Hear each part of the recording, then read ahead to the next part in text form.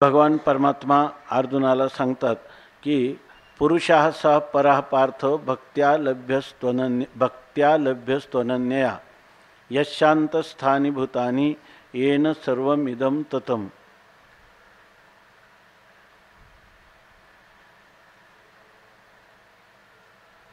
अंतकाला संबंधाने विचार चालू आहे. अंतकाली तो पुरुष मला प्राप्त होतो. कोणता पुरुष? तर मी अनन्या भक्त्या लभ्य, मी अनन्य भक्तीनं त्याला प्राप्त होतो. माझं स्वरूप काय आहे? तर यशांतस्थानी भूतानी, माझ्यामध्ये सर्व प्राणी मात्र आहेत. आणि येन सर्वमिदं ततम्, ज्याने म्हणजे ज्या माझ्या स्वरूपाने हे संपूर्ण जगताला व्याप्त केलेलं आहे, असा परमपुरुष, तो परमपुरुष मी त्या भक्ताला, अनन्य भक्ताला प्राप्त होतो. ज्याने आश्रय आणि विषय मलाच केलेला आहे, अशा पुरुषाला मी प्राप्त होतो, असं भगवंतांनी सांगितलं. आणि यामध्ये ज्ञानोबाराय म्हणतात की मी तुला अत्यंत हे ते माझे परम साचोकारे निजधाम, माझं निजधाम म्हणजे ते माझं स्वरूप आहे. ज्याला पाठीमागे सांगितलं ना, काय पुराण अनुशासित कवीं पुराणम अनुशासितारम मनोरणीयान समनुस्मरेद्यः सर्वस्य दातारमचिंत्य रूपम आदित्यवर्णम परसास्तमस्तात तमसः परस्तात प्रयाणकाले मनसाचलेन भक्त्या युक्तो योगबलेन चैव ब्रोर्मध्ये प्राणम आवेश्य सम्यक सतम परम पुरुषमुपैति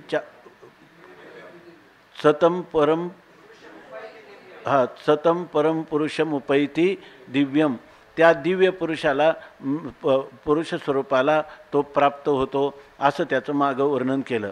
आता माऊली म्हणतात ते माझे परम साचोकारे निजधाम, ते माझं मी जे वर्णन केलं आत्तापर्यंत ज्या तत्वाचं, ते माझं खरं साचोकारे, खऱ्या अर्थाने परमधाम म्हणजे माझं सर्वश्रेष्ठ असणारं आणि सर्वातीत असणारं असं माझं जे स्वरूप आहे ते तुला आता मी सांगतो. पण ह्या संबंधाने सांगताना तो कसा प्राप्त होतो हे आतुवट तुझं वर्म दाविजत असे, हे अत्यंत अंतरंग वर्म तुला सांगतो. ज्या गोष्टी आपल्याला अतिंद्रिय आहेत, त्या अतिंद्रिय गोष्टी काय एक प्रमाण आहे ना, तर त्या अतिंद्रिय म्हणजे धर्म किंवा ब्रह्म हे दोन्ही अतिंद्रिय पदार्थ आहेत. त्यांचं जर आपल्याला यथार्थ ज्ञान करून घ्यायचं असेल तर त्याला एकच मार्ग आहे, तो म्हणजे शास्त्र. शंसनात शास्त्र जे आपल्याला पदार्थाचं निरूपण करतं, यथार्थ निरूपण करतं, त्याला म्हणतात शास्त्र.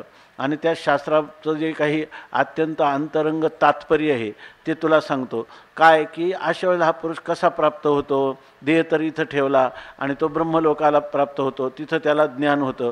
मधला प्रवास कसा होतो याविषयीचा विचार आता तुला मी सांगणार आहे. इथं देह ठेवला की तो सद्यमुक्ती त्याला प्राप्त होत नाही, त्याला ब्रह्मलोकाला जाऊन आपली स्वरूपस्थिती किंवा मुक्ती त्याला प्राप्त होते.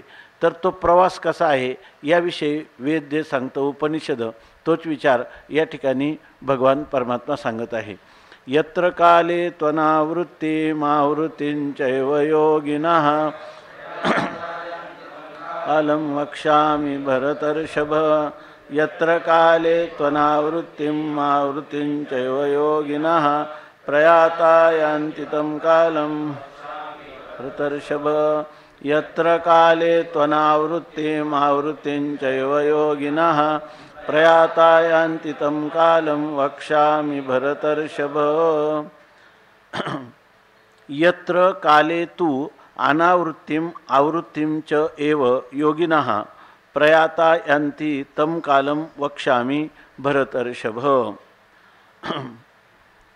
तू भरतर्षभ योगिनः यत्र काले प्रयाताः अनावृत्तिम एव आवृत्तिम यान्ति तं कालं वक्ष्यामि. याचा अन्वयानुरूप असा अर्थ आहे, तू भरतर्षभ, ते मला प्राप्त होतात असं मी सांगतो.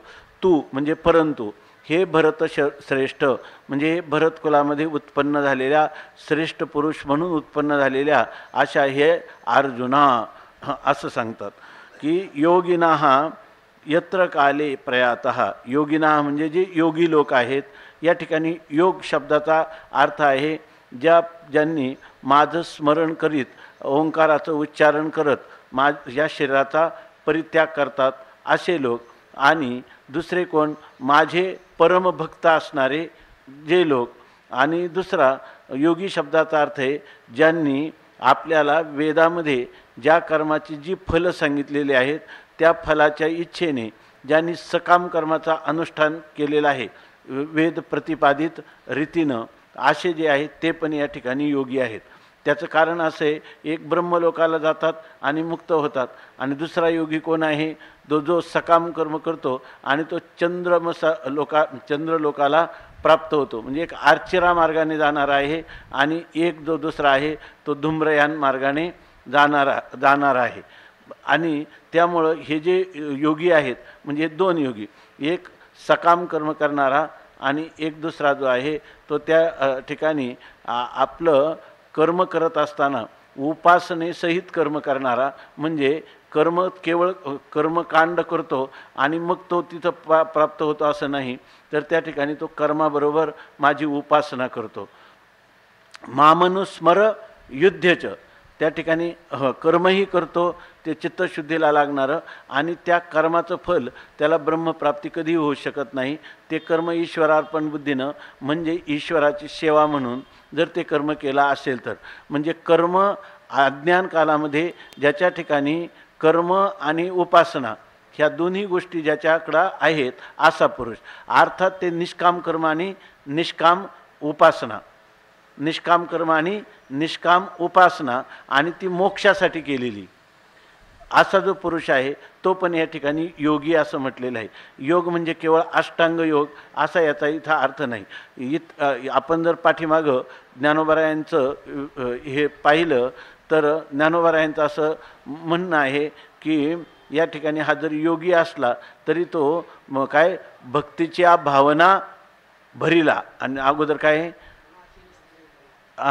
मनाचे निस्थैर्य धरिला, भक्तीच्या भावना भरला, योग बळे आवरीला सज्ज होऊन, म्हणजे योगाचंही त्याला बळ आहे आणि म्हणून तो ओंकाराचं स्मरण करीत म्हणजे परमात्म्याचं स्मरण करीत जातो.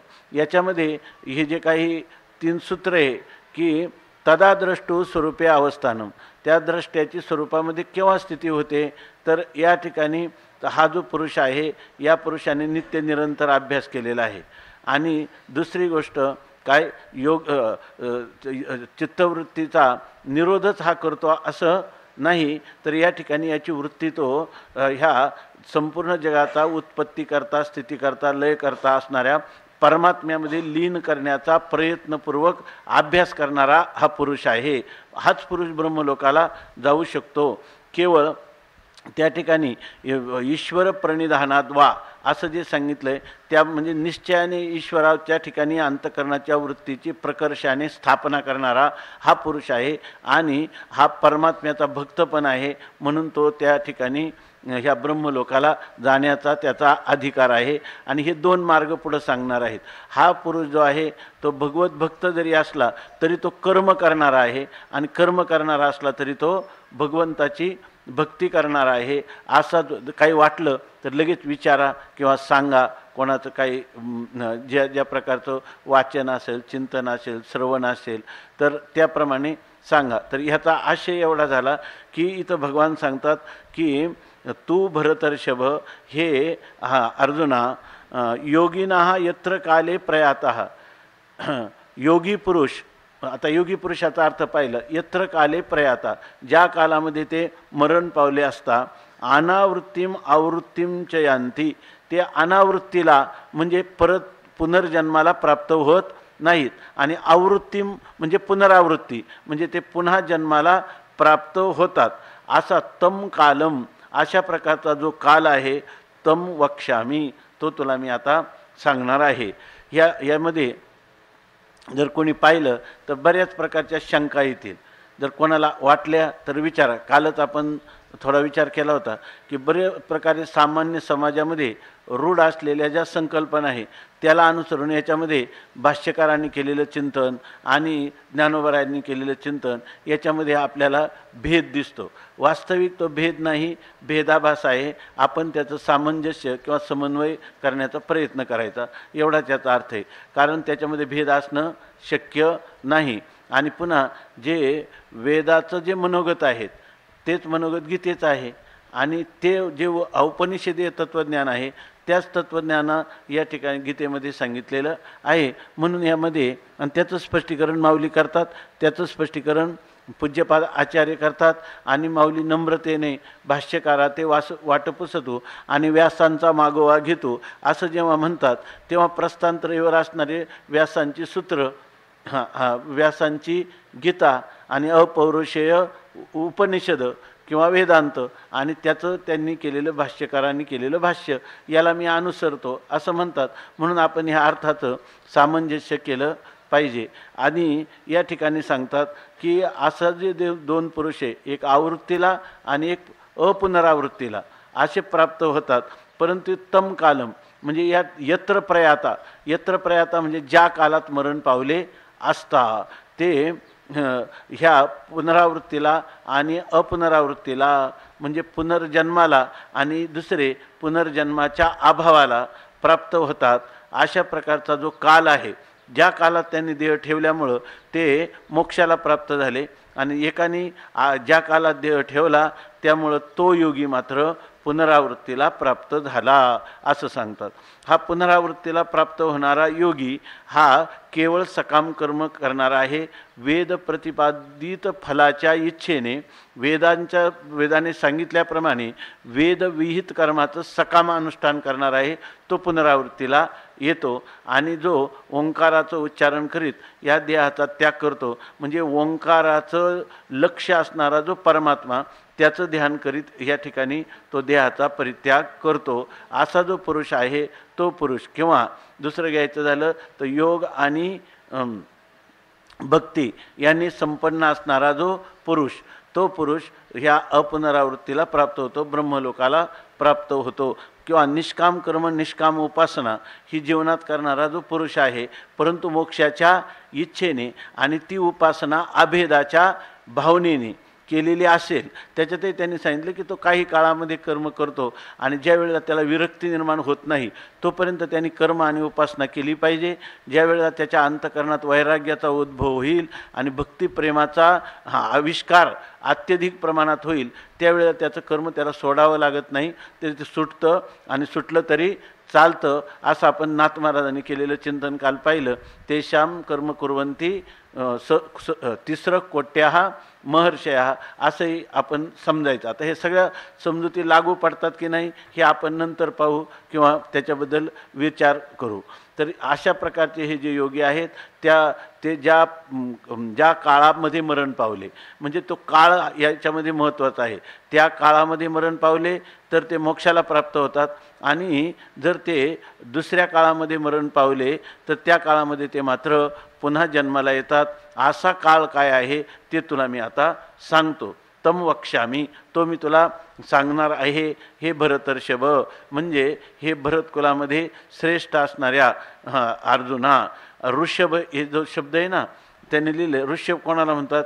सांड किंवा पोळ बैल किंवा जो कोणाच्याही जमिनीत त्याला कोणी आडवीत नाही, सगळीकडे त्याचा काय प्रचार आहे. असा जसा आहे तसं इथं ओंकार जो आहे त्या ओंकाराला ऋषभ असं वेदामध्ये म्हटले, संज्ञा दिलेली आहे. आणि हा जो ओंकाराचं चिंतन करणारा ह्या मार्गाला जाणणारा जो पुरुष आहे तो ऋषभ आहे. म्हणजे त्याचा निर्वेदपणे ब्रह्मस्वरूपाच्या ठिकाणी प्रचार होतो, म्हणजे त्याच्यामध्ये प्रवेश होतो. म्हणून त्याला या ठिकाणी भरतर्षभ असं विशेष संबोधन या ठिकाणी दिलेलं आहे, असंही चिंतन केलेलं आहे. हा झाला याचा साधारणपणे अन्वयानुरूप अर्थ.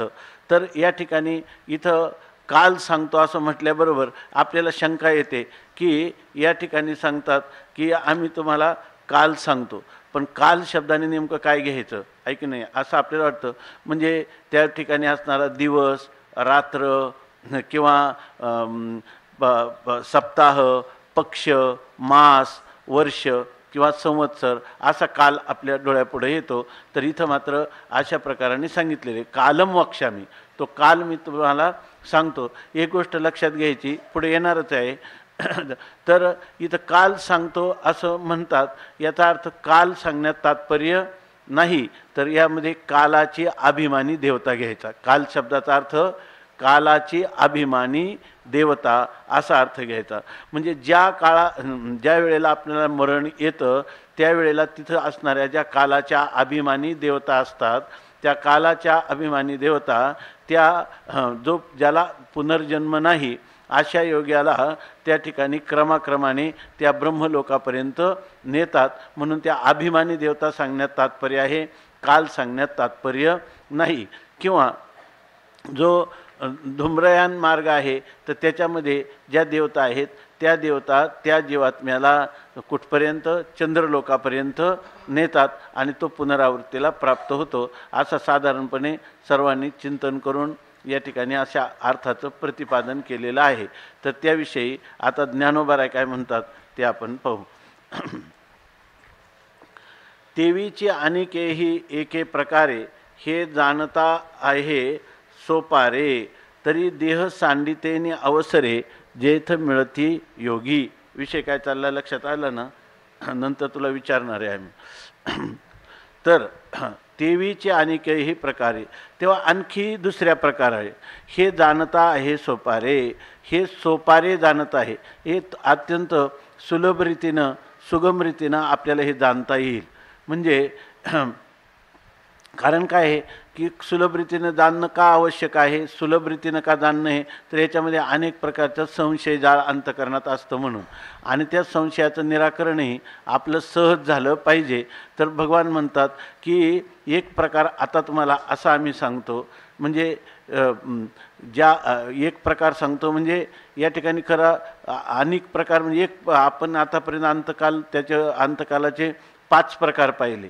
तर एक प्रकार तुम्हाला असं आम्ही सांगतो, म्हणजे तो प्रकार आहे कालाच्या अधीन त्या जीवात्म्याचा जो प्रवास आहे तो कालाभिमानी देवतेच्या अधीन आहे. म्हणजे तो जीव त्याच्यामध्ये परतंत्र आहे, साधन करण्यात स्वतंत्र आहे, पण प्रयत्न करण्यात स्वतंत्र आहे. परंतु ब्रह्मलोकाला जाण्यासाठी लागणाऱ्या कालाभिमानी देवतेचं त्याला साह्य पाहिजे. आणि ह्या कालाभिमानी देवता कशा साह्य करतात त्याविषयी आम्ही तुम्हाला सुगम रीतीनं सांगतो. आता इथे जरी सुगम रीतीनं सांगणं असलं तरीसुद्धा यासाठी आपली वेदवचनावर आत्यंतिक दृढ श्रद्धा असली तर ह्या अतिंद्रिय नाही. तुम्ही म्हणणार कोणता तो पुरुष आहे, तो कालाभिमानी पुरुष कुठं दिसत नाही, काही नाही, ब्रह्मलोकही दिसत नाही, त्याचा प्रवासही दिसत नाही, आणि तो प्रवास होतो कसा. तर याविषयी अतिंद्रिय पदार्थाचं ज्ञान करून घेण्याला शास्त्रच प्रमाण आहे. हे जर त्याचा विश्वास असेल त्याला हे सुगम आहे, हा सोपं आहे. नाहीतर त्याला काय ही दुर्गम आहे. त्या पुरुषाला जर तो इंद्रियांच्या माध्यमातून त्या साधकाचा होणारा प्रवास जर काही जाणून गेला तर त्याला होणार नाही. जी गोष्ट आपल्याला कळत नाही त्या गोष्टीला प्रमाण कोण आहे? वेद. का ती गोष्ट का मान्य करावी लागते तर वेद. आणि वेद तरी का म्हणून प्रमाण करायचा तर माणसाचं कल्याण व्हावं याच्यासाठी फक्त वेदच जागा आहे. इतर कोणी जगामध्ये आपलं कल्याण व्हावं अशी इच्छा करत नाही.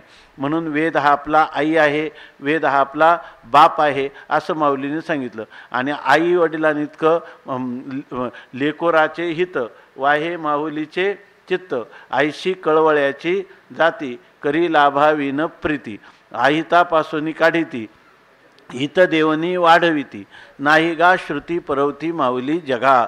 या जगामध्ये आई ज्याप्रमाणे आहे त्याचप्रमाणे आपलं अकल्याणापासून आपल्याला दूर करून आपलं कल्याण करून देणारी श्रुती माऊली ही सांगते. आणि ते काय सांगते की देह सांडितेने अवसरे, देह टाकल्यानंतर त्यावेळी यत्र प्रयाता, ज्या ठिकाणी मरण पावला असताना जेथ योगी मिळती, हे जे योगी आहेत, योगी म्हणजे परमात्मा प्राप्तीचं साधन करणारे, त्या प्रकारे एक केवळ परमात्मा प्राप्तीचं साधन म्हणजे परमात्म्याच्या स्वरूपाशी मला एकरूप व्हावं, मोक्ष मिळावा यासाठी साधन करणारे आहेत. आणि काही काही वेदामध्ये असणारी जी फळं आहेत की तुम्ही अमुक लोकाला प्राप्त झाल्यानंतर तिथं अशा प्रकारच्या सुखांचा तुम्हाला भोग होईल, त्या इच्छेने या ठिकाणी इष्टाची उपासना किंवा आपलं वेदविहित कर्म, सकाम कर्म, फलेच्छेने त्या ठिकाणी अनुष्ठान करतात. तर ते एक योगी आहेत. ते जिथं जातात, ज्या काळामध्ये देह ठेवला असताना त्यांचा होणारा जो प्रवास आहे तो प्रवास कसा आहे याविषयी आता मी तुम्हाला सांगत आहे, असं भगवान अर्जुनाला म्हणतात. अथवा आवचटे आईशे घडे जे अनवसरे देह सांडे, तरी मागवती येणे घडे देहाशीची. अथवा असं घडतं, अवचटे आईशे घडे, कधी कधी असं घडतं, कधी कधी असं घडतं म्हणजे त्याच्याकडून जे अनवसरे देह सांडे, त्या ठिकाणी अनवसर, अवसर म्हणजे काळ, अनवसर म्हणजे अकाळी, म्हणजे जो काळ त्या ब्रह्म लोकामध्ये जाण्यासाठी योग्य काळ नाही. कारण का हा प्रवास कशावर अवलंबून आहे? कालावर. कालावर म्हणजे कालाभिमानी देवतेवर. आणि त्या कालाभिमानी देवतेचं जर याला साह्य मिळालं नाही, त्याला म्हणायचं की याचा देह अकाळी पडला. आता पुढं सगळे येईलच आपल्याला. तर अकाळी त्याचा देह पडतो आणि त्यावेळेला काय होतं, तरी मागवती देहाशीच येणे घडे, तर त्याला पुन्हा ह्या देहालाच यावं लागतं, म्हणजे पुन्हा जन्माला यावं लागतं. म्हणजे हा देह पडणं कशाच्या अधीन आहे? काळाच्या अधीन आहे, कालाभिमानी देवतेच्या अधीन आहे. म्हणजे ज्या वेळेला आपला देह पडला त्यावेळेला तो जर काळ ब्रह्मलोकाकडे नेण्याचा असला तर तो ब्रह्मलोकाला जाईल, आणि जर त्याला तो काळ साधला नाही तर तो काय होईल? अकाळी मृत्यू झाल्यामुळं त्याला पुन्हा पुनरावृत्ती प्राप्त होईल असं सांगितलं. तरी मागवते येणे घडे देहाशीची, म्हणून काळशुद्धी जरी देह ठेविती, तरी ठेवीत खेवी ब्रह्मची होती, एरवी अकाळी तरी येती संसारा पडती. म्हणून काळशुद्धी जरी देह ठेविती, काळशुद्धी म्हणजे शास्त्रांनी सांगितल्याप्रमाणे जो शुद्ध काळ आहे किंवा उचित काळ आहे त्या काळामध्ये जर त्यांनी देह ठेवला तर ठेवीत खेवी, ते या ठिकाणी काय देह ठेवल्याबरोबर ब्रह्मची होती, ब्रह्मच होतात. आता याचा अर्थ असा करता येईल का की यांनी देह पाताबरोबरच ब्रह्मरूप होतो? असं नाही. तर ठेवीत खेवी हे जर झालं असतं तर त्याची सद्यमुक्तीच होती ना. कारण ज्ञानामध्ये सुद्धा तुम्ही म्हणता मरणाच्या अव्यवहित पूर्व क्षणी जरी ज्ञान झालं तरी तो काय आहे? मुक्तच आहे ना तो पुरुष. पण तो पुरुष आहे कोण आहे? ज्ञानवान पुरुष आहे. ज्ञानवान पुरुष ज्याला काय झालेलं आहे? ज्याचं ज्ञान प्रतिबद्ध झालेलं आहे. आणि अशा पुरुषाला जर अव्यवहित मरणाच्या अव्यवहित पूर्वक्षणी जरी निष्प्रतिबद्ध असं जर अहम ब्रह्मास्मी ते जे ज्ञान झालं तर तो पुरुष सद्यमुक्तीला प्राप्त होईल की नाही? इथं प्रकरण कोणतं चाललं आहे? सद्यमुक्तीचं प्रकरण चाललेलं नाही, क्रममुक्तीचं प्रकरण चाललेलं आहे. या ठिकाणी मृत्यूनंतर ह्याचा प्रवास हा ब्रह्मलोकापर्यंत कसा होतो हे सांगायचे. आणि ठेवीत खेवी ब्रह्मची होती जर झाले ते, तर मग त्याचा पुढचा प्रवास काय सांगणार? ब्रह्मलोकापर्यंत जाण्याचा प्रवासच सांगता येणार नाही. म्हणून या ठिकाणी ठेवीत खेवी ब्रह्मची होती म्हणजे ब्रह्म निश्चित होतात. देह ठेवल्याबरोबर त्याला ठिकाणी काय तो ब्रह्मलोकाच्या मार्गाला काय करतो? अनुसरण करू लागतो किंवा ब्रह्मलोकाच्या मार्गाने त्याचा प्रवास आरंभ होतो. आणि एरवी तरी अकाळी म्हणजे याचा अर्थ काय? त्याला जर त्या देवतांचं काय साह्य झालं, कालाभिमानी देवतेचं जर साह्य झालं तर तो देह ठेवल्यानंतर निश्चित त्याचा प्रवास प्रारंभ होतो आणि तो ब्रह्मलोकापर्यंत जातो. म्हणून ठेवीत खेवी ब्रह्मची येती, एरवी अकाळी तरी येती संसारा पडती. आणि जर त्याने अकाली देह ठेवला तर तो पुन्हा संसाराला म्हणजे जन्ममरण परंपरेला प्राप्त होतो. इथं आता एकच सांगितलं की हे जे मार्ग आहेत ना, तुम्ही म्हणाल की हे जे मार्ग आहेत याच्यामध्ये कालच सांगितलेलं आहे. परंतु या ठिकाणी काल सांगण्यात तात्पर्य नाही, कालाच्या अभिमानी देवता सांगण्यात तात्पर्य आहे. कारण उपनिषदांमध्ये त्याचा अर्थ काल म्हणजे कालाभिमानी देवता असाच केलेला आहे. म्हणून इथं सुद्धा त्याचा कालाभिमानी देवता असाच अर्थ करायचा. तैसे सायुज्य आणि पुनरावृत्ती या दोन्ही अवसरा अधीन आहती, तोची अवसरू तुझ प्रती प्रसंगे सांगो. आता तैसे त्याप्रमाणे सायुज्य आणि पुनरावृत्ती. एक आहे सायुज्य म्हणजे ब्रह्मस्वरूपाशी ऐक्याला प्राप्त होणं, ही एक स्थिती आहे. लगेच तुम्ही इथं कोणतं ठेवी तर खेवी ब्रह्मची होती हे ऐक्य नाही. ही ब्रह्मलोकाला जाऊन कल्पांताच्या वेळी ब्रह्मदेव त्याला ज्ञान देऊन त्याला प्राप्त होणारी मुक्ती, ही कोणती मुक्ती आहे? क्रममुक्ती आहे. ही क्रममुक्ती त्याला निश्चित प्राप्त होते. तैस आणि काही वाटलं तर लगेच विचारा, किंवा ही गोष्ट शब्दातून तर दिसत नाही, याचा काहीतरी वेगळा आशय असला पाहिजे असं वाटलं आपल्याला काही, बरं का, जे विचार वाटतील ते सांगा किंवा त्याच्याविषयी प्रश्न चर्चा आपण करू. तर तैसे सायुज्य आणि पुनरावृत्ती, त्याप्रमाणे सायुज्य मोक्ष म्हणजे ब्रह्मस्वरूपाशी ऐक्य आणि पुनरावृत्ती म्हणजे परत जन्माला येणं, या दोन्ही अवसरा अधीन आती. हे दोन्ही स्थिती जे आहेत त्या अवसरा अधीन आहेत, म्हणजे काळाच्या अधीन आहेत. म्हणजे कोणत्या कालात देह ठेवला याच्या अधीन आहेत.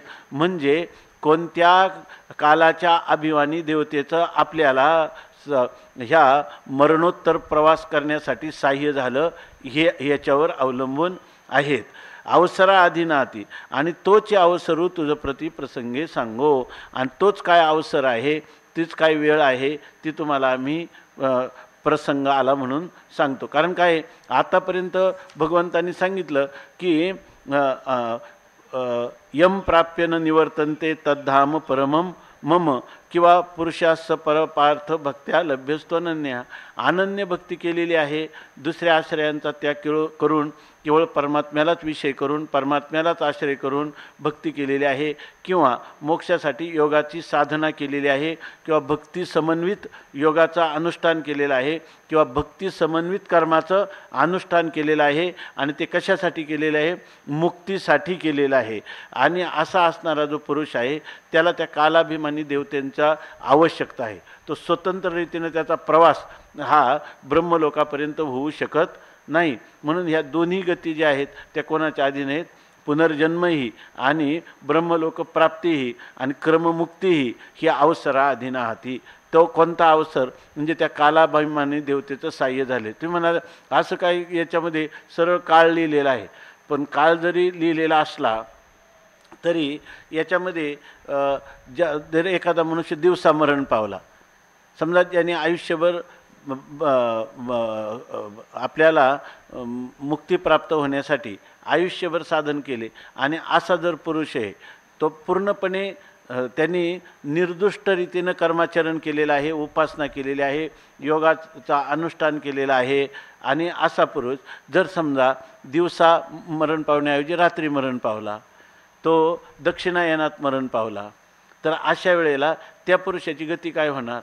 आणि जर एखादा पुरुष आहे ज्याने आयुष्यात कोणतं साधन केलं नाही आणि तो मात्र म्हणे बघा ना आज एकादशी, शुद्ध एकादशी, काय पुन्हा उत्तरायण दिवस हे त्यांनी साधलं, असं आपल्याला वाटतं की नाही? जर काळाच्या अधीन म्हटलं तर असं जर असं म्हणजे याचा अर्थ काय झाला?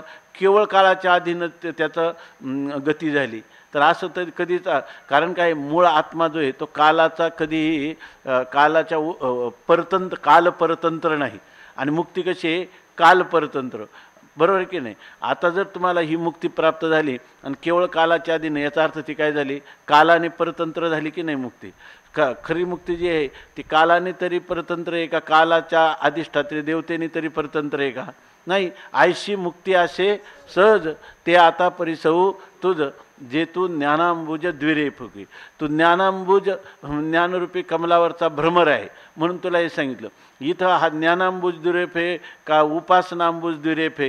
हा उपासना करणारा, हा उपासनारूपी कमलावर कमलाचा आस्वादन करणारा हा भ्रमर आहे. याची मुक्ती जी आहे तर ती मुक्ती त्याला कालाच्या अधीन आहे, म्हणजे काय कालाभिमानी देवतेच्या अधीन आहे. आता हे देवता कधी आपल्याला असं वाटतं रात्रीचं गेला, रात्रीचं जाऊ नाहीतर दिवसा जाऊ, दिवसा गेला तरीसुद्धा या ठिकाणी ही जी धूम्रयान मार्गाच्या ज्या देवता आहेत, रात्रीच्या अभिमानी देवताही तिथंच आहे आणि त्या ठिकाणी दिवसाच्या अभिमानी देवताही तिथंच असतात.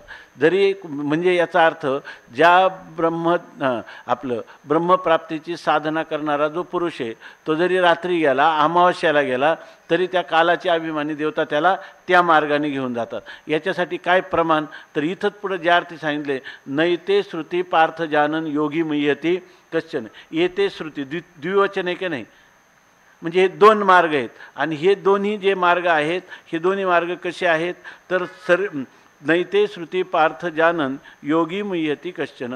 हे जे दोन्ही मार्ग आहेत याच्याविषयी त्याला कधी मोह होत नाही, म्हणजे त्याला कधी असं वाटत नाही का हे फक्त काळावरच अवलंबून आहे. या ठिकाणी ह्या देवता नित्य असतात. कारण काय, हे जग जसं प्रवाहरूपाने नित्य आहे तसंच या ठिकाणी हे जे कालाच्या अभिमानी देवता आहेत ह्याही प्रवाहरूपाने नित्य आहेत. म्हणजे त्या ठिकाणी जसा चंद्रलोक आणि ब्रह्मलोक हे प्रवाहरूपाने काय आहेत, नित्यच आहे. मग त्यांच्याकडे जाण्याचे मार्गसुद्धा काय आहेत, नित्य आहेत. म्हणून त्या मार्गाच्या अभिमानी देवता ह्या त्याला पुढच्या मार्गावर घेऊन जातात. म्हणून असं कधी शंका करण्याचं कारण नाही का ह्या कोणत्या कालात गेला. कालात कोणत्याही गेला, पण ते कालाभिमानी देवता ह्या नित्य असल्यामुळं हे मार्ग म्हणजे प्रवाहरूपाने नित्य असल्यामुळं त्या देवता त्याच्या प्राण उत्क्रमण झाल्यानंतर त्याला पुढच्या लोकांमध्ये घेऊन जातात.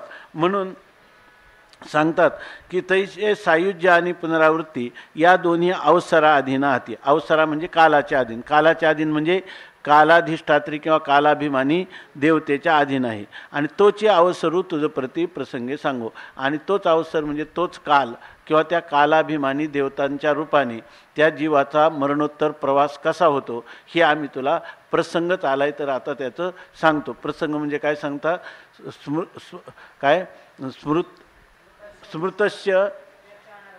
स्मृतस्य उपेक्षा नरत्व. या ठिकाणी आता हा प्रसंग आलेलाच आहे, म्हणजे या ठिकाणी प्राप्तच आहे, तर त्याची उपेक्षा न करता हा अवसराच्या अधीन या ठिकाणी जन्म मरण परंपरेला येणं किंवा जन्माभावरूप मोक्षाला जाणं हे कसं कालाच्या अधीन आहे हे तुम्हाला प्रसंगाने आम्ही सांगतो. तरी ऐके काय काळ शब्दाचा अर्थ ज्या वेळेला आपल्याला त्या कालाच्या अभिमानी देवतांचं साह्य होईल अशा प्रकारचा काल. आणि ज्या वेळेला आपल्याला कालाभिमानी देवतांचं साह्य होणार नाही, म्हणजे कालाभिमानी देवतांचं साह्य आहे पण कोणत्या रात्रीच्या अभिमानी देवतेचं साह्य आहे, तर असा जो पुरुष आहे तो कुठपर्यंत जाईल, तो फक्त चंद्रलोकापर्यंत जाईल आणि परत येईल. काय तुम्हाला काय म्हणायचं का याचं?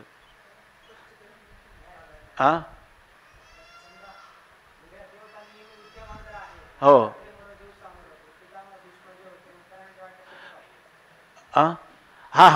तर हे जे आहे ना, तर हे उपासकासाठी सांगितलेलं आहे. हा जो काळ आहे ना हा उपासकासाठी सांगितला आहे. परंतु भीष्मांनी काय केले, फक्त एक त्याचं काय म्हणतो आपण त्याचं प्रतिनिधित्व म्हणून उपासना प्रांताचं प्रतिनिधित्व म्हणून आपल्याला दाखवलेलं आहे. त्याच्यामध्ये स्थूलमानाने हा काल साधलेला आहे. याचा अर्थ स्थूलमानाने हा काल भीष्माने साधला तर हा आहे ना एकदम स्थूल बुद्धीच्या लोकांसाठी ह्या काळाचा विचार सांगितलेला आहे. आणि तो सुद्धा कसा सांगितला बघा, की मनुष्याने भीष्माने आपल्या स्वेच्छेने त्याग केला ना देहाचा, तर स्वेच्छेचा योग साधनेने किंवा भगवत भक्ताला आपल्या इच्छेने देहाचा त्याग करता येतो. हा एक भाग सांगितला की नाही याच्यामध्ये, त्याला अनुसरून तो भाग सांगितला आहे. एवढाच त्याचा अर्थ आहे, बाकीचा दुसरा कोणता अर्थ नाही. स्थूलबुद्धीच्या लोकांसाठी हा काळ त्याच काळात त्यांनी देह ठेवला आहे एवढंच सांगितलं. आणि पुरुषाला इच्छा मरण स्वीकारता येतं आणि ते स्वीकारण्यासाठी त्याला अशा प्रकारची साधना करावी लागते एवढंच सांगायचं. याच्या पलीकडं तर त्याच्यातले काही नाही. त्यांनी अगदी स्पष्ट लिहिले काही विचार जे आहेत ते 8व्या अध्यायातले केवळ स्थूलबुद्धीच्या लोकांसाठी अशा प्रकाराने सांगितलं आहे. काळ म्हणून जे विचार सांगितला आहे त्या ठिकाणी दुसरं म्हणजे तुम्हाला काय म्हणतात अर्थ स्पष्ट होत नाही एवढंच ना. तर आता हो काय अतिव्याप्ती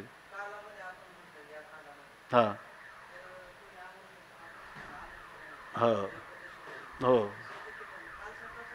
हां. तर इथं तर असं उत्तरायण म्हणजे त्या मार्गशीर्ष महिन्याच्या नंतरचा काल सुरू कार्तिक संपल्यानंतरचा. दक्षिणायन म्हणजे आपलं उत्तरायण म्हणजे कार्तिकीच्या नंतरचा आपलं दक्षिणायन म्हणजे. आणि उत्तरायण म्हणजे कोणतं? दक्षिणायन म्हणजे चैत्रापासून तर कार्तिकीपर्यंतचा आणि मार्गशीर्षापासून तर कुठपर्यंतचा फाल्गुन महिन्यापर्यंत हा काळ आहे. तेव्हा ह्या काळाचं महत्त्व आहेच नाही या ठिकाणी. असं जर असलं तर बारकाईने मला सहज काल विचार आला होता. तर हा काळ जर अर्थ असता ज्ञानेश्वर महाराजांनीच इथं सांगितलं आहे, तर ज्ञानेश्वर महाराजांचा समाधी कधी झाला? हा दक्षिणायनात समाधी झालेला आहे.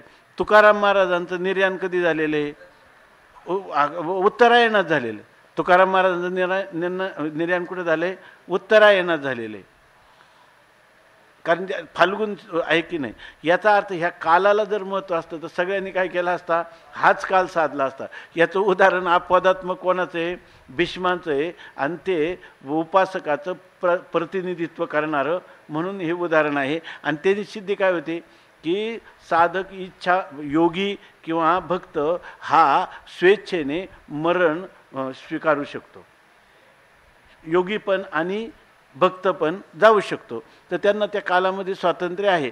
त्याचा अर्थ आपली उपासना खूप परिपक्व व्हावी या उद्देशाने कोणी भीष्म पितामहांनी त्या ठिकाणी याचं प्रतिनिधित्व केलं. असं जर म्हटलं तर हा कालाचा अर्थ आहे ज्ञानेश्वर महाराजांचा. आणि अतिव्याप्ती कुठे होती? अतिव्याप्ती इथं व्हायला काय आहे? हां हां हां हां हां नाहीच नाही. म्हणून त्यासाठी सांगितलं. त्यासाठी तिसरा मार्ग. कालाचा अर्थ असा आहे की तुम्ही असं नाही समजायचं का दोनच मार्ग आहेत. त्याच्याविषयी महेशानंदाने लिहिलं आहे की तुम्ही म्हणता नाही ते श्रुती पार्थ जानन योगी मयती कश्चन. मग आता तुम्ही असं समजायचं की हा मनुष्य कोणत्या कालात मेला. बरोबर ना? जर तो मनुष्य उत्तरायणात गेला असला म्हणजे सद्गती, आणि जर तो जर दक्षिणायत गेला असला तर त्याला काय आहे? त्याला रौरवादी नरक आपलं त्याला कोणते पुनरावृत्ती असं तुम्ही सांगता. आणि तो कुठपर्यंत जातो? चंद्रलोकापर्यंत जातो आणि मग पुनरावृत्तीला येतो. हे दोनच मार्ग आहेत का मनुष्यासाठी? दुसरा मार्ग नाही. तिसरा मार्ग आहे की ह्या दोन्ही मार्गामध्ये काय आहे? चंद्रलोकाला जाण्यासाठी त्यांनी जर सकाम कर्माचं वेदविहित सकाम कर्माचं अनुष्ठान केलं असेल तर तोच धूम्र मार्गाने जाऊ शकतो. आणि ज्याने योग किंवा निष्काम कर्म भक्ती यांचं अनुष्ठान केलं असेल आणि ओंकाराचं उच्चारण करीत त्या ओंकाराचं लक्ष असणारा काय आता सांगितलं ना, कवीम पुराण मनुष्याशितार असं करत असेल आणि व्याहरण मामनुस्मरण असा जर देहाचा त्याग करत असेल, त्याच्यासाठी कोणता मार्ग आहे? हा आर्चरादी मार्ग आहे. आणि ह्या आर्चरादी मार्ग दोनच मार्ग असं नाही, तिसरा जो मार्ग ह्या दोन्हीतही नाहीत. म्हणजे त्यांना शास्त्राप्रमाणे वागतही नाही, कोणती साधनाही करीत नाही. त्यांचा मार्ग आहे क्षिपाम्यजश्रम शुभान आसुरीश्वेव योनिशी. त्यांना आम्ही आसुरी योनीमध्ये नरकगामी अनेक पशुपक्ष्यांच्या योनीमध्ये घालतो, असा मार्ग आहे त्याच्यासाठी. हां हां हां घेता येईल ना तुम्हाला. का अव्यवहित पूर्व क्षणी जर तुम्ही समजा साधना केली असेल, साधना केली म्हणजे कोणती? भावनेने केली का तुम्हाला यथार्थ ज्ञान झालं? उपासकाचा विषय. मग त्या उपासाला त्यावेळेला जो काळ आहे आणि तो काळ समजा कोणता आहे? अमावस्याचा काळ आहे. हा मग कोणता काळ घ्यायचा? हां हो बरोबर. हो बरोबर. हाच काळ घ्यावा लागेल त्याचा. कोणता? ह्या उपासकाचा काळ हा घ्यावा लागेल का नाही? अंतकालच्या अव्यवहित पूर्वक्षणी तो भगवंताची भावना करीत आहे, भावना करीत आहे आणि मग देहाचा त्याग करीत आहे. आता ह्या पुरुषाचा देह अमावस्याला पडलेला असला तरी तो कुठं जाणार? तो आर्चरादी मार्गाने जाणार आहे की नाही? आणि एखादा पुरुष जो आहे तो पुरुष ब्रह्मचिंतन करतोय का त्यांनी अव्यवहित मरणकालाला त्याच्याजवळ काय आहे तर ते पुढं त्याला त्यांनी केलेलं जे कर्म आहे ना त्या कर्माचं फल म्हणून त्या ठिकाणी कर्माचं फल म्हणून त्याला कोणता लोक प्राप्त होतो, त्याला धूम्रयान मार्गाने चंद्रलोक प्राप्त होतो. आता पुन्हा प्रश्न आला की त्यावेळेला त्यांनी अव्यवहित पूर्वक्षणी काही चिंतन करायला पाहिजे का? असा जो पुरुष आहे त्या पुरुषाने ज्या पुरुषाने सकाम कर्माचं अनुष्ठान केलं आणि त्या पुरुषाला पुढं होणारी जी गती आहे ती कोणती गती आहे? धूम्रयान मार्गाची. तर त्यावेळेला अव्यवहित पूर्वक्षणी त्यांनी काही चिंतन करायला पाहिजे का? तर जर त्या पुरुषाने चिंतन केलं तरच त्याला गती प्राप्त होईल. आणि त्याचा पुन्हा सिद्धांत असा आहे, चांगलं बघा, जर त्यांनी कर्म केलं आणि त्यावेळेला त्याला अंतकालाला चिंतन आलं नाही, कोणाचं चिंतन आलं नाही, परमात्म स्वरूपाचं चिंतन आलं नाही, तर त्याची दुर्गती होईल काय? त्याची दुर्गती होणार नाही. त्याची काय होईल? बरं, तो जाणारा मार्ग कोणता असेल? त्याचा मार्ग धूम्र मार्ग असेल का तिसरा मार्ग असेल? त्या धूम्रयान मार्गानेच तो जातो. याला मात्र शेवटी सगळं केलं पाहिजे, अंतकालपर्यंत त्याला चिंतन केलं पाहिजे. याला काय तर त्यांनी त्याचा अर्थ असा केला पुढं, तत्र चांद्रमसम ज्योतिर्योगी प्राप्य निवर्तते. चांद्रमसम ज्योती म्हणजे चंद्रलोकाला प्राप्त होण्यासाठी लागणारं जे कर्माचं फल, ते कर्माचं फल भोगण्यासाठी तो चंद्रलोकाला जातो. त्याला काही चिंतन करण्याची आवश्यकता आहे? त्याला परमात्म्याचं चिंतन करतो का तो? पण त्याला कुठं जायचं? चंद्रलोकासाठी. आणि चंद्रलोकासाठी इथं जरी त्यांनी कर्म केलं आणि पुन्हा ते कर्म करून संपलं, आणि जर त्यांनी आणखीन असा एक विचार सांगितला आहे की समजा त्यांनी कर्म केलं पण नुसतं कर्मकांड केलं असेल आणि ईश्वराला जर त्यांनी मानलं नसेल, तर असा जर पुरुष आहे ना तरी तो याला जाऊ शकत नाही. कुठं? ब्रह्मलोकाला जाऊ शकत नाही. पण तो चंद्रलोकाला जाऊ शकेल का नाही? तो चंद्रलोकाला जाऊ शकेल. कारण काय, चंद्रलोकाला जाण्यापर्यंत कर्माचं फल जे आहे त्या कर्माच्या फलाचा अधिकार त्याला प्राप्त झालेला आहे. ते कर्म नष्ट झाले तर संस्कार रूपाने जे त्याच्या ठिकाणी आहे त्या जीवात्म्याला त्या ठिकाणी त्याचा फलभोग होऊ शकतो. इथं त्याला चिंतनाचं काही मानावं लागेल का? नाही. पण जर कोणी म्हणेल एखाद्या मनुष्याने फक्त कर्मच केलं, त्यांनी 3 विचार दिले की सांख्य जो आहे ईश्वर आज सिद्ध आहे म्हणतो ना, त्याला त्यांनी केलेल्या त्याचे केलेल्या चिंतनाने त्याला ब्रह्मलोक प्राप्त होणार नाही. त्याला ब्रह्मलोक प्राप्त होणार नाही. आणि जो कर्मकांड आहे, जो जीव कर्म करण्यास स्वतंत्र आहे, केवळ जीवाच्या कर्मानेच त्याला फलप्राप्ती करून घेता येते, असं जो मानतो तोही ब्रह्मलोकाला कधीच प्राप्त होणार नाही. लक्षात आलं ना? तो पण ब्रह्मलोकाला कधीच प्राप्त होणार नाही. त्या ठिकाणी त्याचं केलेलं कर्म आपण म्हणतो ना, ईश्वरार्पण बुद्धीनं जर त्यांनी केला असेल आणि मुक्तीसाठी केला असेल, आणि जो ईश्वर आहे तो कसा आहे, कविम पुराण मनुष्यात, असं जर त्याला जर एकदिशी पाहून केला असेल किंवा सगुण साकार रूपात केला असेल तरी तो पण त्याला प्राप्त होत नाही. सगुण रूपात पाहतो पण कोणत्या रूपात? मायाविशिष्ट परमात्मा या रूपाने. आणि त्याच्याशी पुन्हा आपलं काय आहे? अभेद चिंतन आहे. असं जर असेल तर तोच ब्रह्मलोकाचा अधिकारी. आणखी काय म्हणायचं का तुम्हाला? मग आता काल शब्दाचा अर्थ काय झाला? कालाभिमानी देवतेचं साह्य. काल शब्दाचा अर्थ झाला कालाभिमानी. कारण आता तुम्हीच सांगितलं की तो कोणत्या काळात गेला, तर तो योग्य कोणत्या काळात गेला याच्यावर निवडता आलं का कालाभिमानी देवतेच्या साह्यावर निवडता आलं? कालाभिमानी देवते. धूम्र मार्ग का ब्रह्मलोक प्राप्तीचा मार्ग का दोन्ही मार्ग कालाभिमानी देवतात. तिथं पण कालाभिमानी देवतात आहे, इथं पण बरं तुम्ही हे तर मान्य करता ना, कोणत्याही तिथीला गेलात, आता हे तर मान्य केलं ना, त्याचं काय शंका आहे? कोणालाही जे काही साधना केली असेल त्याचंच फल आहे, आणि ते पण नियत फल आहे. त्याचा कर्म आणि कर्मफल हाही नियत कार्यकारण भाव आहे, आणि ब्रह्मलोक प्राप्ती आणि त्याची केलेली साधना यांचाही नियत कार्यकारण भाव आहे. याच्यामध्ये काही शंका घेता येईल? कोणतीच शंका नाही. म्हणून या ठिकाणी तुम्हाला काल म्हणता काल शब्दाने अकाली शब्द कळला नाही. काल शब्द आणि अकाल शब्द का कळला नाही? तर इथं कालाभिमानी देवता आहेत, बरोबर आहे ना? कालाभिमानी देवता आहेत, त्या आपला प्रवास करतात, त्या साधकाचा मृत्यूनंतरचा प्रवास करतात. मग कोणाचा करतात? याचा का त्याचा? ब्रह्मलोक प्राप्तीचं साधन करणाऱ्याचा का दोन्हींचाही प्रवास देव करतात. मग या ठिकाणी काल शब्द जो आहे, तर काल शब्द हा उपलक्षण आहे. कशाचं? कालाभिमानी देवतेचं, बरोबर ना? कालाभिमानी देवतेचं उपलक्षण आहे. पुन्हा हे जे मार्ग आहेत तर हे दोन्ही मार्ग नित्य चालूच आहे. त्यामुळं कोणत्याही काळात देव ठेवला तरी काल शब्दाने कालाभिमानी देवताच घ्यायची. या ठिकाणी काल मार्ग जो मार्गक्रमण होतो तिथं बरं उपनिषदामध्ये स्पष्ट वर्णन आणले ना, ती देवता पुढच्या देवतेच्या ताब्यात देते त्याला. मला वाटतं कोणत्या उपनिषदामध्ये पूर्णपणे त्याचा छांदोग्यमध्ये आहे का, छांदोग्यमध्ये विद्युत लोक वगैरे असं सगळे लोक सांगितलेले आणि त्या लोकांच्या द्वारा तो ब्रह्मलोकापर्यंत पोहोचतो. इथं फक्त हे एवढंच सांगितलं आहे की त्या पुरुषाचा प्रवास होताना पहिल्यांदा काय आहे, अग्नी नावाची देवता आहे, ती अग्नी देवता ज्योती देवतेच्या त्यापर्यंत पोहोचवते. आता त्याच्यातही पुन्हा असं आहे की अग्नी आणि ज्योती ह्या दोन देवता आहेत आणि इथं वर काय केलं, यत्र प्रयाता गच्छन्ति तम कालम प्रवक्ष्यामी, म्हणजे तुला ज्या कालात त्या देव ठेवतो तर तो काल सांगतो.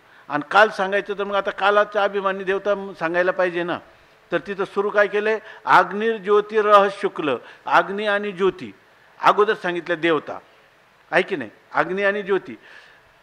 पुढे जाऊन काय सांगितलं, मग आहा, मग दिवसाभिमानी देवता, बरोबर ना.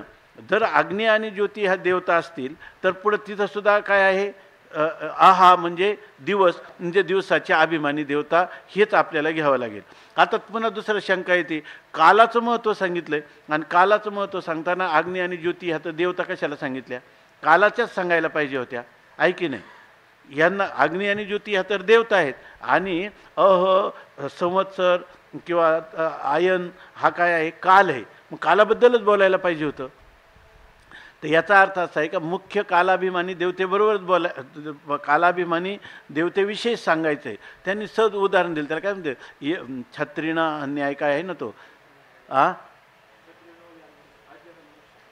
नाही तो एक न्याय, त्याला म्हणजे आपल्या याच्यामध्ये काय आपण म्हणतो छत्रीणा हा यांते 25 लोक पावसाळ्यात छत्री घेऊन चाललेले आणि त्याच्यामध्ये 2-4 बिना छत्रीचे नसतात का, बिना छत्रीचे असतात. मग आपण म्हणतो का दोघांजवळ छत्री नाही आणि हे सगळे छत्रधारी नाही का, छत्रीनो यांतीच म्हणतात, छत्रीना यांती सगळे छत्रधारी चाललेले. मग 2 जरी नसले पण आधिक्य कोणाला आहे, आधिक्य कोणाला आहे, त्या छत्रधारी लोकांना आहे. म्हणून असं जसा व्यवहार आहे तसा तो हा काय त्याला काय न्याय म्हणतात, तर तो छत्रधार्यांचा जसा न्याय आहे त्याचप्रमाणे या ठिकाणी कालाभिमानी देवतेचा आहे. मग त्याच्यामध्ये अग्नी आणि ज्योती ह्या पण आहेतच, पण ते बरं शिवाय ते उपयोगी कशाला झालं, जसं अग्नी आणि ज्योती ह्या देवता आहेत तसं तिथं कालाच्या अभिमानी सुद्धा काय आहेत, देवता आहेत, असा अर्थ करूनच करावं लागतं. म्हणून या ठिकाणी कालाभिमान. दुसरं एक सांगायचं होतं की काय सांगायचं होतं,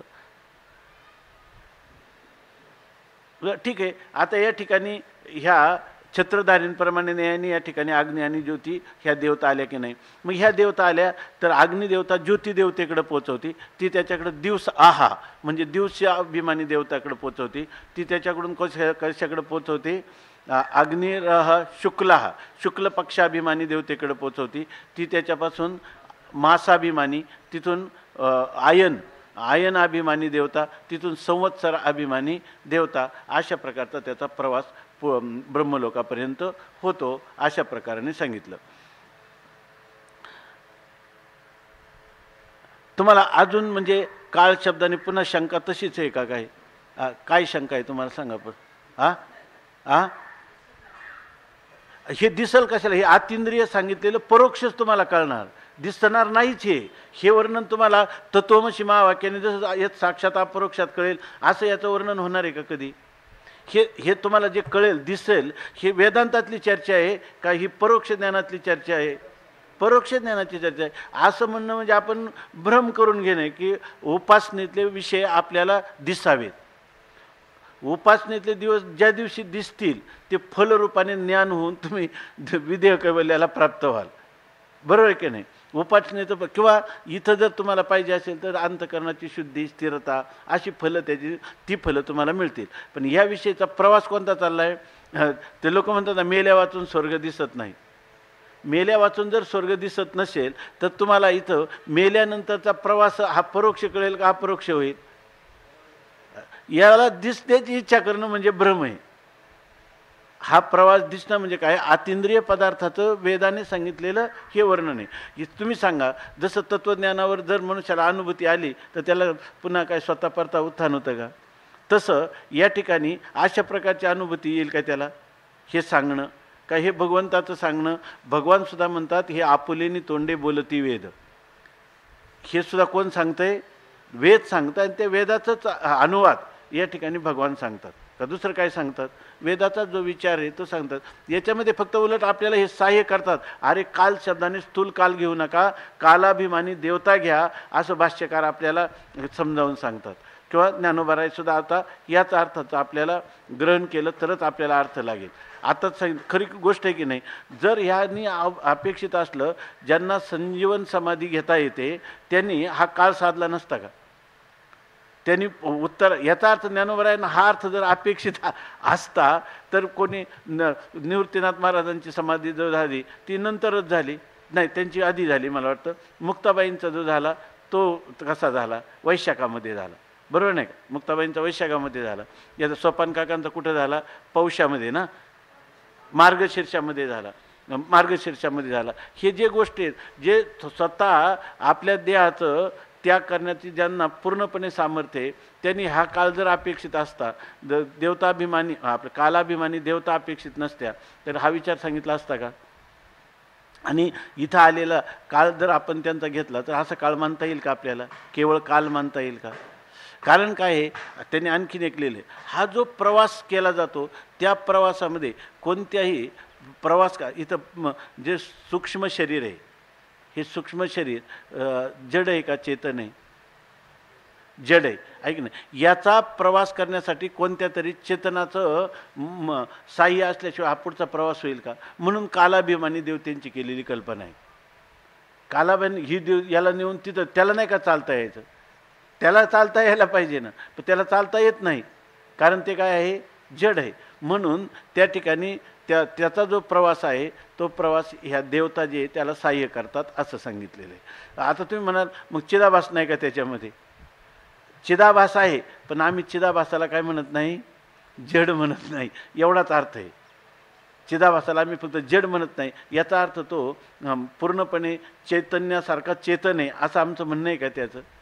असं नाही. किंवा तो मूलभूत चैतन्याला द्वैत निर्माण करणारा असं ते चेतन आहे असं पण नाही, आहे की नाही? म्हणून या ठिकाणी शास्त्राने अतींद्रिय पदार्थाचं ज्ञान करून देणाऱ्या ज्या काही विधानं केलेली आहेत ती विधानं इदम इत्थम रूपाने आपल्याला मान्य केली पाहिजे. दिसणार नाही, दिसण्याचा आग्रह ठेवण्याचं कारण पण नाही.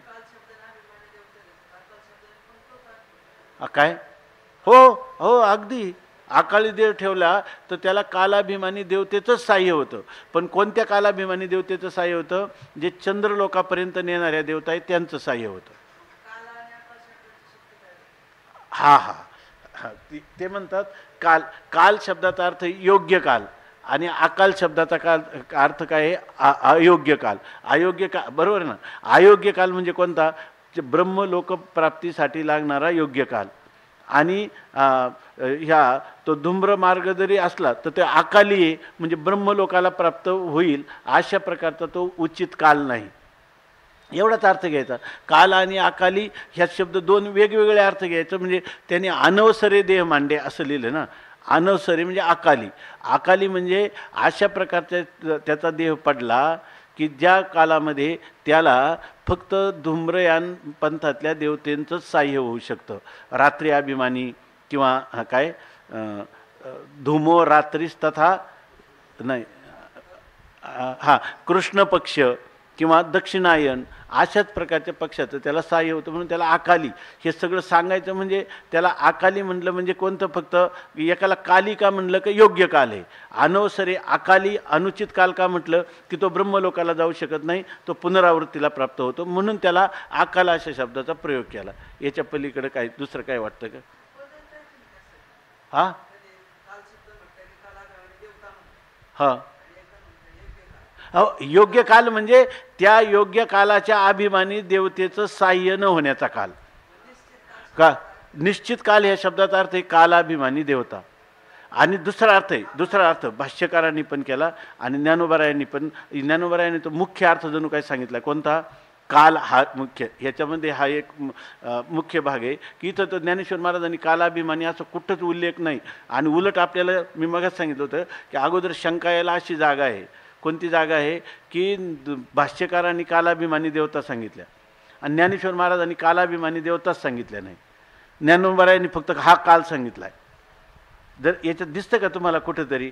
याच्यात आता हा भाष्यकाराला अनुसरून आपण अर्थ करतो, पण खरं असं आहे की याच्यामध्ये हा काल तर आहेच, कारण भीष्माचार्यांनी ठेवला की नाही, पण ह्या कालाला विशेष महत्त्व नाही. कालाभिमानी देवतेनं कालाभिमानी देवता मानून ह्या प्रकरणाची संगती पूर्णपणे लागते. नुसत्या कालाने याचा अर्थ स्पष्ट होत नाही. पण काल हा अर्थ भगवंताला अभिप्रेत नाही किंवा ज्ञानेश्वर महाराजांना किंवा भाष्यकारांना अर्थ माहीत नाही असं, भाष्यकारांना अभिप्रेत नाही असं पण तुम्हाला म्हणता येणार नाही. दोन्ही अर्थ असतात. भीष्माचार्यांचं तुम्ही जेव्हा सांगता तेव्हा कालाला महत्त्व दिले का कालाभिमानी देवतेला महत्त्व दिले? तुम्ही कालाला महत्त्व देऊन त्याचं वर्णन केलेले शास्त्र हे कोणासाठी? स्थूलबुद्धीसाठी आहे. पुन्हा दुसरी गोष्ट, त्याच्यातून अशा प्रकारचा योगाचा साधक किंवा भक्त हा आपल्या स्वेच्छेने या ठिकाणी मरण कोणत्या कालात करायचं योगी पण ठरू शकतो. प्राणायाम वगैरे याच्याद्वारा त्याचे भरपूर विचार आलेला आहे की बा शरीराला दिलेले आयुष्य किती आहे. आयुष्य तर प्रारब्धाचा सिद्धांत पुन्हा बारगळून जाईल.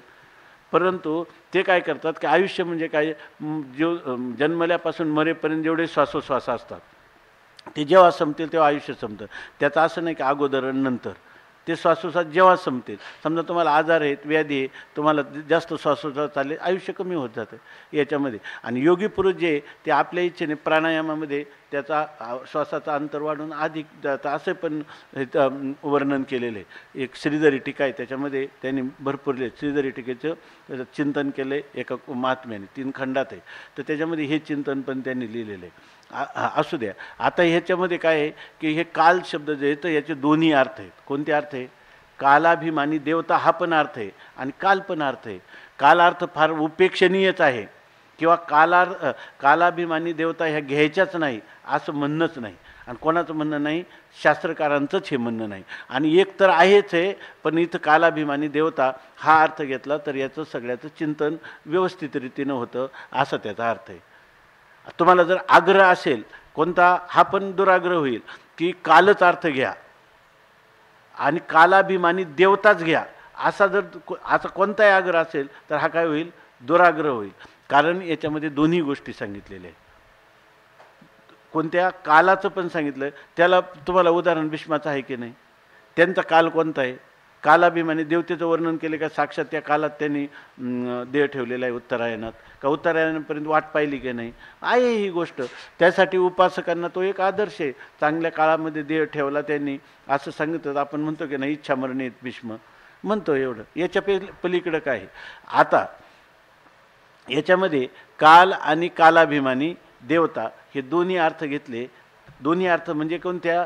खरा अर्थ कालाभिमानी देवता यांनी याची संगती चांगल्या प्रकारे राहते. पण काल हा अर्थच नाही असं म्हणता येत नाही. मात्र काल हा अर्थच नाही, तिथं अभिमानी देवता. पण कालाभिमानी देवता घेतली म्हणजे त्या चेतनाचं त्याला काय होतं? त्याच्या प्रवासाला साह्य होतं. आणि त्याचं वर्णन उपनिषदामध्ये केलेलं आहे.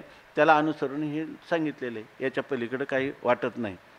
आणि समजा तुम्हाला काही शंका जाऊ द्या, काही वाटत असेल बा हा विचार असा नाही, तर तो का वाटतो ते सांगा.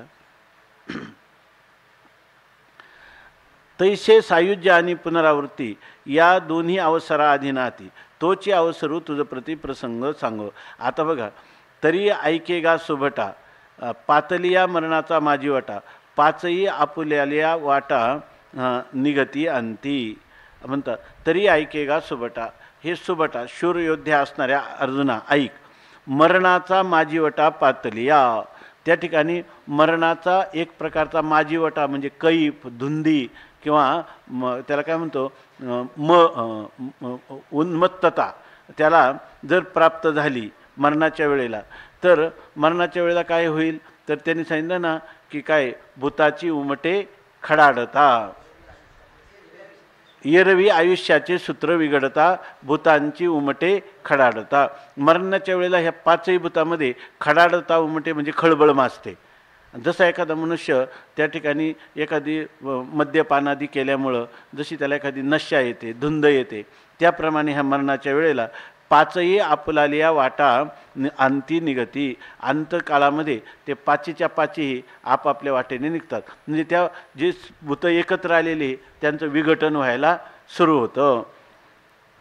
ऐसा वरी पडिला प्रयाण काळी, बुद्धी ते भ्रमू न गिळी, स्मृती नव्हे आंधळी, न मरे मन. तर या ठिकाणी म्हणतात की असा जो पुरुष आहे ना, प्रयाण काळी वरी पडिला प्रयाण काळी, म्हणजे वरी पडेला म्हणजे प्राप्त झाला. कोणता काळ? प्रयाण काळ त्याला आता प्राप्त झालेला आहे. अशा वेळेला ह्या सगळ्या पंचमहाभूताचं ह्या शरीराच्या ठिकाणी विघटन होत आहे आणि त्यावेळेला हा जो जीवात्मा आहे तो प्राणासहित या ठिकाणी ह्या शरीराला सोडून बाहेर जाण्यासाठी सज्ज झालेला आहे.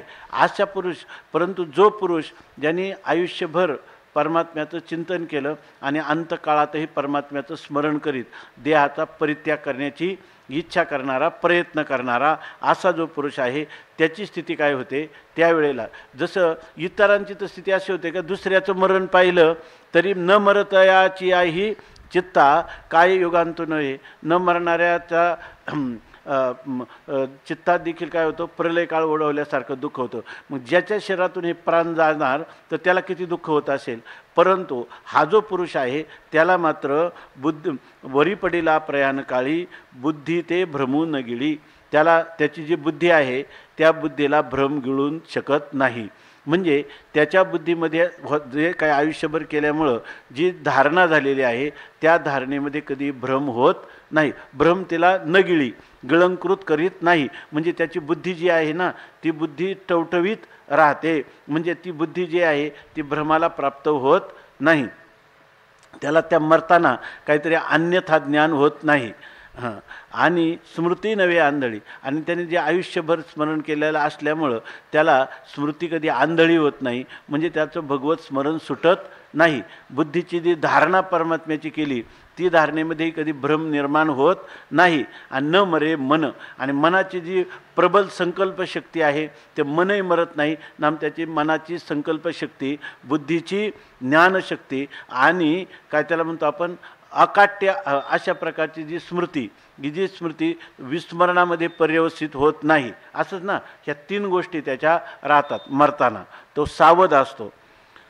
हा चेतना वर्गो अघवा, मरणी दिशे टवटवा, परी अनुभविलिया ब्रह्मभावा गवसनी होनी.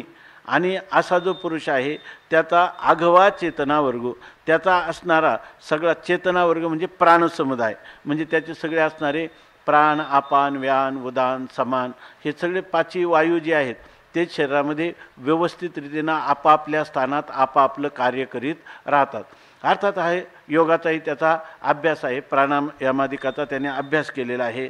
आणि अशा वेळेला मरताना चेतना वर्गो अघवा, मरणी दिशे टवटवा, मरणाच्या वेळेस देखील तो टवटवीत म्हणजे अगदी सावध त्याची इंद्रिय सगळे असतात. पर्य अनुभविलिया ब्रह्मभावा गवसनी होनी. आणि या ठिकाणी त्यांनी जेव्हा ब्रह्मभावाचा अनुभव घेतलेला आहे, म्हणजे ब्रह्मभावाचा अनुभव म्हणजे साक्षात्कार झालेला आहे का ब्रह्मभावाचा अनुभव म्हणजे त्याच्या ध्यानाचा अनुभव घेतलेला आहे. त्या ब्रह्माच्या ध्यानाचा म्हणजे त्यांनी काय केलेला आहे, अनुभव घेतलेला आहे. आणि तो अनुभवसुद्धा त्याचा त्या ठिकाणी मावळून जात नाही. उलट तो काय होतो, त्या ब्रह्मभावा गवसनी होनी, हा त्याचा जेवढा प्राण समुदाय आहे तो त्या ब्रह्मभावाला देखील काय होतो, गवसनी होतो. म्हणजे त्याचा संरक्षक कवच होतो. म्हणजे याचा अर्थ त्याचा अंतकाळीही मी ब्रह्म आहे, ब्रह्म आणि माझ्यामध्ये अभेद आहे. बरोबर ना?